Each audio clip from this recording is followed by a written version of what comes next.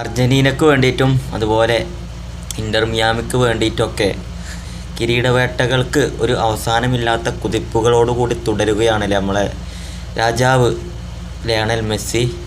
അദ്ദേഹം ഇപ്പോൾ റീസെൻ്റ്ലി ഇൻ്റർ മിയാമിക്ക് വേണ്ടിയിട്ട് ഒരു കിരീടം കൂടി നേടിയിട്ട് അദ്ദേഹം കിരീടങ്ങളുടെ കുതിപ്പ് തുടരുകയാണ്. ഇൻ്റർ മിയാമിയെ സംബന്ധിച്ചിടത്തോളം അദ്ദേഹം ആ ടീമിൽ എത്തുന്നതിന് മുന്നേ ലീഗിൽ ഒരുപാട് താഴെ നിന്നിരുന്നൊരു ടീമായിരുന്നു. നമുക്കൊക്കെ അറിയാം, അന്ന് ലയണൽ മെസ്സി ഇൻ്റർ മിയാമിയുമായിട്ട് സൈൻ ചെയ്യണ സമയത്ത് ആ ഒരു ലീഗിൻ്റെ അവസ്ഥ എന്താണ്, അല്ലെങ്കിൽ ആ ലീഗിൽ മെസ്സി സൈൻ ചെയ്യുന്ന ഈ ഒരു ടീമിൻ്റെ അവസ്ഥ എന്താണ് എന്നുള്ള കാര്യങ്ങളൊക്കെ ഒരുപാട് ചർച്ചയ്ക്കിടയാക്കിയിരുന്നു.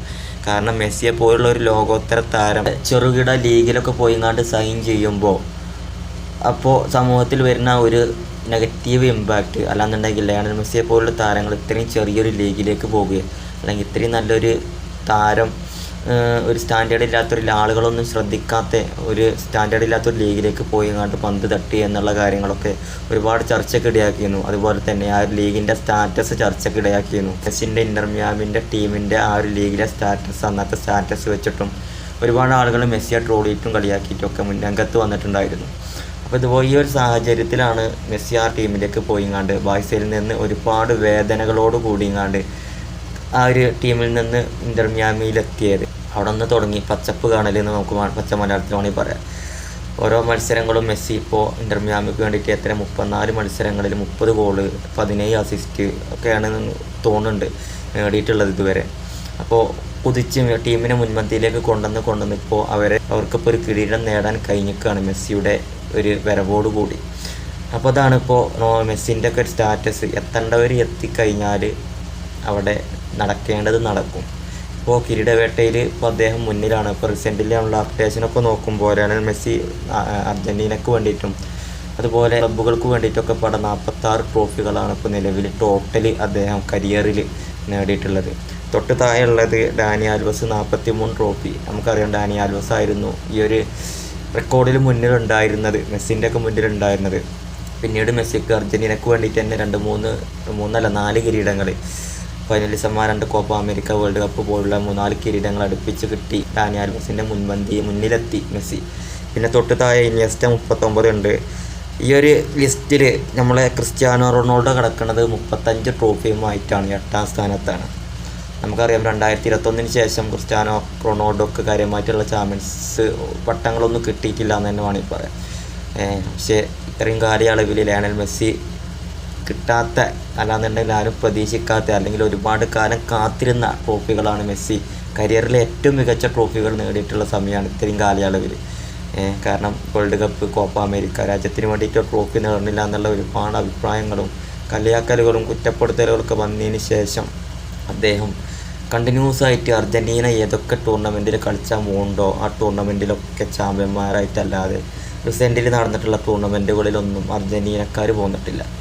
ആ ഒരു ടീമിൻ്റെ ഭാഗമായിട്ട് മെസ്സി ടൂർണമെൻറ്റിലെ മികച്ച താരമായിട്ടും അല്ലാന്നുണ്ടെങ്കിൽ വേൾഡ് കപ്പിലെ താരമായിട്ടൊക്കെ അദ്ദേഹം നിലനിന്നു എന്നുള്ളതാണ്. അപ്പോൾ ഏതായാലും ഒരുപാട് ട്രോഫികളിൽ അംഗമായി സകലമാന ഫുട്ബോളിലെ റെക്കോർഡുകളിൽ സ്വന്തം പേരിലാക്കി അദ്ദേഹം കരിയർ അങ്ങനെ തുടർന്നുകൊണ്ടിരിക്കുകയാണ്. റൊണാൾഡോ അദ്ദേഹത്തോടൊപ്പമുണ്ട്. അൽ നസറിനാണെന്നുണ്ടെങ്കിൽ പോർച്ചുഗലിനാണെന്നുണ്ടെങ്കിൽ കളിക്കളത്തിൽ ഇറങ്ങുന്നുണ്ടെങ്കിൽ സ്കോർ ചെയ്തിട്ടുണ്ടാവും. ഏതായാലും രണ്ടാളും അത്യാവശ്യം കുഴപ്പമില്ലാത്ത രീതിയിൽ ഇപ്പോൾ മുന്നോട്ട് പോകുന്നുണ്ട്.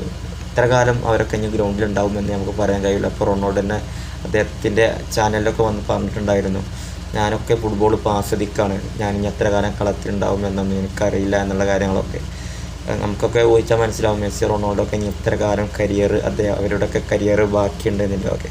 ഇത്രയും കാലം ഇപ്പോൾ ഏതെങ്കിലും ചെറിയ ലീഗിൽ അവർ കളിക്കുകയാണെന്നുണ്ടെങ്കിലും ആ ഒരു മത്സരങ്ങളൊക്കെ നമുക്ക് പരമാവധി ആസ്വദിക്കാനുള്ളതാണ്. വാശി വൈരാഗ്യം ട്രോളുകളൊക്കെ അവിടെ വെച്ചിട്ട്. ഏതായാലും റൊണാൾഡോ ആണെന്നുണ്ടെങ്കിലും മെസ്സി ആണെന്നുണ്ടെങ്കിലും നെയ്മർ ആണെന്നുണ്ടെങ്കിലൊക്കെ അടുത്ത വേൾഡ് കപ്പ് വരെയൊക്കെ ടീമിലുണ്ടാകും എന്നുള്ളൊരു പ്രതീക്ഷയാണ്. നെയ്മറിനെ സംബന്ധിച്ചിടത്തോളം ഏജ് ഒരു പ്രശ്നമല്ല, പക്ഷേ അദ്ദേഹത്തിൻ്റെ പരിക്കാണ് പ്രശ്നം.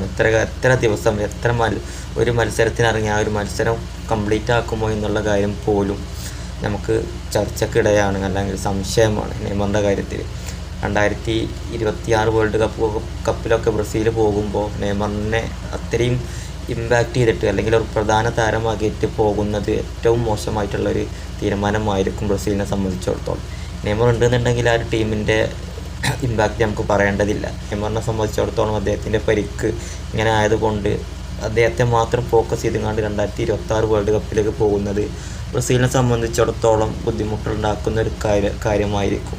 നമുക്കറിയാം ബ്രസീലിൻ്റെ ഇപ്പോഴത്തെ അവസ്ഥ, നെയ്മറില്ലാതെ മുന്നോട്ട് പോകൂല എന്നുള്ളൊരു തീരുമാനം ഉറപ്പിച്ച മാതിരത്താണ് താരങ്ങളുടെയൊക്കെ ഒരു സമീപനം, അല്ലാന്നുണ്ടെങ്കിൽ കളിക്കളത്തിലെ പ്രവർത്തനങ്ങളൊക്കെ.